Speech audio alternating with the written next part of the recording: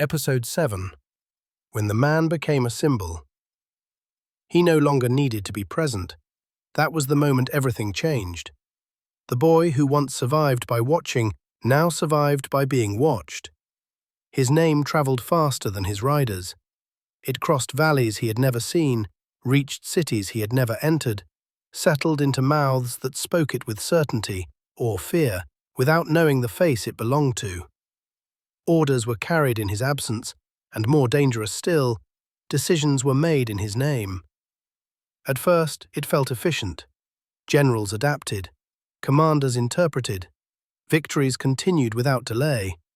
The machine no longer waited for him. That was supposed to be strength. A report arrived from the south. A city had surrendered early. Gates opened before the first horn.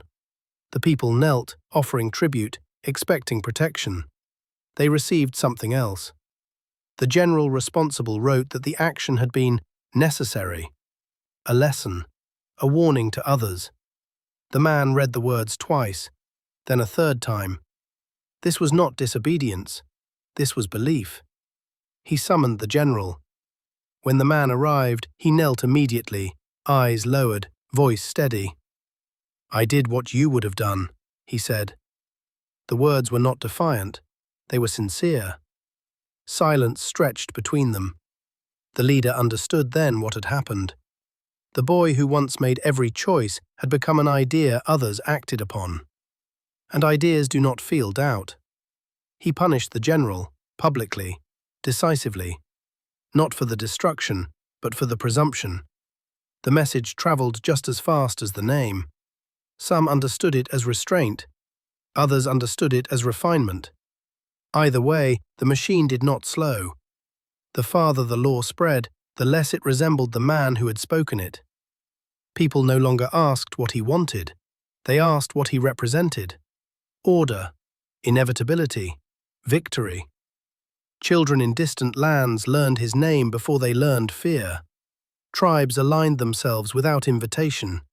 Enemies surrendered to banners before seeing an army. He had become a horizon. The boy was still there. He felt it in quiet moments, when the fires burned low, when maps lay untouched, when the weight of consequence pressed hardest. But fewer and fewer people were speaking to the boy. They were speaking to the symbol. One night, standing alone, he heard chanting in the distance. Not prayer, not celebration, something colder, certainty. He looked up at the sky, not to ask permission, not to seek judgment, but to confirm what he already knew. The sky had stopped testing him. It was measuring what followed him instead. This was the moment history would later praise, the moment he became unstoppable. They would call it destiny. They would call it greatness. They would be wrong. This was the moment the man disappeared behind what he had built. The age that forged him was nearly finished. What remained would not need his voice, only his shadow. To be continued.